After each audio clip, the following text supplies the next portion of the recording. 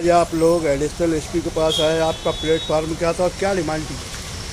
6 दिसंबर 1992 को बाबरी मस्जिद शहीद हुए थे जो उस ताल्लुक से आज 33 साल हो गया है बाबरी मस्जिद शहीद होने। आज हम लोग एसपी साहब के पास अदारे इब्राहिम के साथ सभी कराना के थाने से हम लोग आए थे और ये मुतालबा करें हम कि बाबरी मस्जिद जो शहीद हुई है उसको हुकूमत सही ढंग से, अदालत ने जो तफ्तीश की है उसको सही ढंग से होना चाहिए।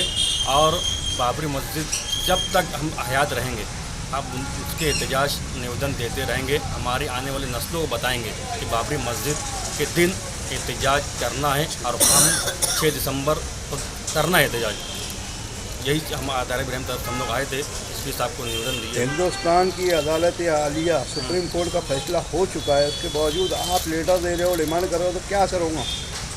तो अदालत फैसला जो आया है ये आया था कि जब बाबरी मस्जिद खुदाई गई वहाँ पर जो ढांचा निकला उनको कंफर्म नहीं हुआ है कि यहाँ पर मंदिर था।